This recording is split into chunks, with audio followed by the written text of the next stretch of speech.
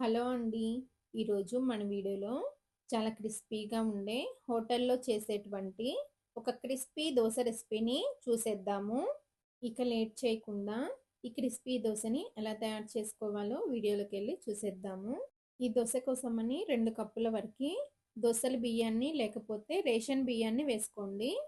అలాగే అరకప్పు వరకి మినపగుళ్ళు, అరకప్పు వరకి పచ్చిశనగ పప్పుని వేసుకోండి. ఈ పప్పుల్ని వేసుకోవడానికి ఒక గ్లాస్ కానీ గిన్నెని కానీ తీసుకోండి. అలాగే అర టీ స్పూన్ వరకి మెంతుల్ని కూడా వేసుకోండి. మెంతుల్ని వేసుకోవడం వలన దోసకి మంచి కలర్ వస్తుందండి. తర్వాత ఈ పప్పులు బియ్యాన్ని 2-3 సార్లు శుభ్రంగా కడగాలి. ఇలా కడిగిన తర్వాత మళ్ళీ ఫ్రెష్ వాటర్‌ని పోసుకొని శుభ్రంగా కడిగిన తర్వాత ఈ బియ్యం పప్పుల్ని 8 గంటలు నానపెట్టాలి. పప్పులు బాగా నానితేనే దోస క్రిస్పీగా వస్తుంది. తర్వాత వేరొక గిన్నెలో అరకప్పు వరకి నార్మల్ అటుకుల్ని వేసుకొని 2-3 సార్లు శుభ్రంగా కడిగి మళ్ళీ ఫ్రెష్ వాటర్‌ని పోసుకొని వీటిని కూడా 8 గంటలు నానపెట్టండి. బియ్యం పప్పులు చూసారు కదా! 8 గంటల తర్వాత బాగా నానిపోయాయి. ఇలా బాగా నానితేనే దోస పిండి పొంగుతుందండి. ఇవి బాగా నానిపోయాయి కదా! ఇప్పుడు అటుకులు, బియ్యం పప్పుల్ని మిక్సీ జార్‌లోకి తీసుకొని వీలైనంత మెత్తగా గ్రైండ్ చేసుకోండి. తగినన్ని వాటర్ వేసుకొని గ్రైండ్ చేసుకోండి. ఒకేసారి ఎక్కువ వాటర్ వేయకండి. చూసారు కదా! ఇలా గ్రైండ్ చేసుకున్న తర్వాత ఈ పిండిని ఒక గిన్నెలోకి తీసేసుకోండి. తర్వాత ఈ పిండిని 2 నిమిషాలు చేత్తో బాగా కలుపుకోండి. చేత్తో బాగా కలుపుకోవడం వలన పిండి బాగా పులుస్తుంది. టేస్ట్ కూడా చాలా బావుంటుంది. పిండిని బాగా కలుపుకున్న తర్వాత మూత పెట్టేసి 8 గంటలు లేదా ఒక ఫుల్ నైట్ పిండిని పులియనివ్వాలి. పిండి 8 గంటలు పులిసిన తర్వాత దీనిలో రుచికి తగినంత ఉప్పు వేసుకొని ఒకసారి బాగా కలుపుకోండి. ఇలా బాగా కలుపుకున్న తర్వాత మనకి కావలసినంత పిండిని ఒక గిన్నెలోకి తీసేసుకొని మిగిలిన పిండిని ఫ్రిడ్జ్‌లో పెట్టేసేయండి. ఇప్పుడు దీనిలో 2 టీ స్పూన్ల వరకి బొంబాయి రవ్వని, 1 టీ స్పూన్ చక్కెరని వేసుకోండి. బొంబాయి రవ్వను వేయడం వలన దోస చాలా క్రిస్పీగా వస్తుంది. చక్కెరని వేయడం వలన దోసకి మంచి కలర్ వస్తుంది. తర్వాత ఈ పిండి మొత్తాన్ని ఒకసారి బాగా కలుపుకోవాలి.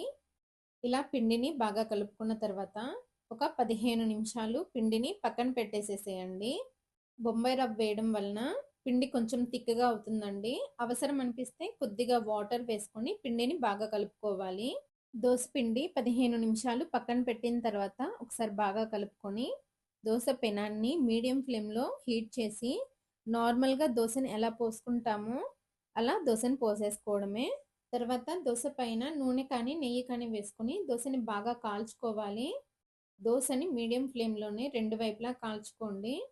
హై ఫ్లేమ్ పెట్టారంటే దోస మాడిపోతుంది. టేస్ట్ కూడా బావుండదు. నిదానంగా దోస క్రిస్పీగా అయ్యేంత వరకి దోసని కాల్చుకోండి. దోస క్రిస్పీగా అయిన తర్వాత ఇలా రోల్ చేసుకొని చక్కగా సర్వ్ చేసుకోండి. ఇంతేనండి. చాలా క్రిస్పీగా, టేస్టీగా ఉండే హోటల్ స్టైల్ దోస రెడీ అయిపోయింది. ఒకవేళ పెనం ఎక్కువగా కాలితే దానిపైన కొద్దిగా నీళ్లు చిలకరించుకొని టిష్యూతో కానీ, కాటన్ క్లాత్‌తో కానీ క్లీన్ చేసేసుకొని నార్మల్‌గా దోసని పోసేసుకోవడం. ఇంతేనండి. మీకెన్ని దోసలు కావాలంటే అన్ని దోసలు పోసుకొని హ్యాపీగా సర్వ్ చేసేసుకోండి. చూసారు కదా! హోటల్‌లో చేసేటువంటి క్రిస్పీ దోసల్ని ఇంట్లోనే చాలా సింపుల్‌గా ఎలా ప్రిపేర్ చేసుకోవచ్చో. ఈ దోసలు పల్లీ చట్నీతో కానీ, కొబ్బరి చట్నీతో కానీ చాలా బావుంటాయండి. మన ఛానల్‌లో చాలా రకాల దోసల రెసిపీస్ ఉన్నాయండి. వాటిని కూడా తప్పకుండా ట్రై చేయండి. ఈ దోసల రెసిపీ కనుక మీకు నచ్చినట్లయితే నా ఛానల్‌ని లైక్ చేసి, షేర్ చేసి, సబ్స్క్రైబ్ చేసుకోండి. Thanks for watching. హాయ్ అండి, వెల్కమ్ టు మై ఛానల్. ఈరోజు మన వీడియోలో పెసరట్టు రెసిపీని చూద్దామండి. పెసరట్టుని రెగ్యులర్గా చేసుకునే విధంగా కాకుండా కొంచెం డిఫరెంట్గా ట్రై చేద్దాము. ఈ పెసరట్టు టేస్ట్ అయితే చాలా బాగుంటుందండి. ఇక లేట్ చేయకుండా ఈ పెసరట్టుని ఎలా తయారు చేసుకోవాలో వీడియోలోకి వెళ్ళి చూసేద్దాము. ఈ పెసరట్టు కోసమని ఒక గిన్నెలో 1 కప్పు వరకు పెసల్ని వేసుకోండి. అలాగే 2 టేబుల్ స్పూన్ల వరకు బియ్యాన్ని వేసుకొని వీటి మొత్తాన్ని 2-3 సార్లు శుభ్రంగా కడిగి ఆ వాటర్ తీసేసి మళ్ళీ ఫ్రెష్ వాటర్ని పోసుకొని ఒక రాత్రంతా నానపెట్టేసేయండి. పెసలు ఒక రాత్రంతా నానిన తర్వాత చూపిస్తున్నాను చూడండి. పెసలు బియ్యం చక్కగా నానిపోయాయి.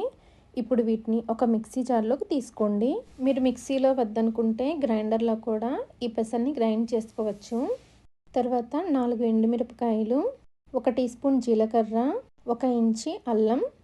పెసరట్టుని కొంచెం కొత్తగా ట్రై చేద్దాం అనుకున్నాం కదండి, అందుకని 2 స్పూన్ల వరకు శనగపిండిని వేసుకోండి. అలాగే రుచికి తగినంత ఉప్పు, కొంచెం కొంచెంగా వాటర్ని వేసుకుంటూ పిండిని బాగా మెత్తగా గ్రైండ్ చేసుకోండి. ఇలా గ్రైండ్ చేసుకున్నటువంటి ఈ పిండిని ఒక గిన్నెలోకి తీసేసుకోండి. ఇప్పుడు 1/2 టీ స్పూన్ పసుపు వేసుకుని పిండిని బాగా కలుపుకోండి. పసుపుని వేయడం వలన దోశకి మంచి కలర్ వస్తుందండి. ఒకవేళ మీకు పసుపు వద్దనుకుంటే స్కిప్ చేసేయండి. దోశ పిండి రెడీ అయిపోయింది కదా, ఇప్పుడు పెనాన్ని వేడి చేసుకొని దోశని వేసుకునే ముందు ఫ్లేమ్ని లోలో పెట్టండి. లోలో పెట్టి దోశని వేసుకోండి. దోశని కొంచెం మందంగానే స్ప్రెడ్ చేసుకోండి. పెసరట్టు కాలడానికి కొంచెం టైం పడుతుందండి, అందుకని ఫ్లేమ్ని మీడియంలో ఉంచి దోశని కాల్చుకోండి. దోశ కాలేటప్పుడే కొద్దిగా ఉల్లిపాయలను కూడా చల్లుకోండి. మనం పిండిలో శనగపిండి కూడా వేసాం కదా, శనగపిండి వేయడం వలన దోశ చల్లారిన తర్వాత కూడా చాలా మెత్తగా ఉంటుందండి. టేస్ట్ కూడా చాలా బాగుంటుంది, అందుకని శనగపిండిని వేసుకున్నాము. దోశ కాలుతున్నప్పుడే కొద్దిగా నూనె కానీ నెయ్యిని కానీ వేసుకొని దోశని కాల్చుకోండి. దోశ ఒకవైపు చక్కగా కాలిన తర్వాత రెండో వైపుకు తిప్పుకొని రెండో వైపు కూడా 1 నిమిషం కాల్చుకోండి. ఇలా దోశని 2 వైపులా కాల్చుకున్న తర్వాత ఒక ప్లేట్లోకి తీసేసుకోండి. ఈ దోశలు అల్లం చట్నీతో కానీ కొబ్బరి చట్నీతో కానీ చాలా బాగుంటాయండి. ఓకే అండి, ఈ దోశల్ని మీరు కూడా తప్పకుండా ట్రై చేయండి. ఈ రెసిపీ కనుక మీకు నచ్చినట్లయితే నా ఛానల్ని లైక్ చేసి షేర్ చేసి సబ్స్క్రైబ్ చేసుకోండి. Thanks for watching.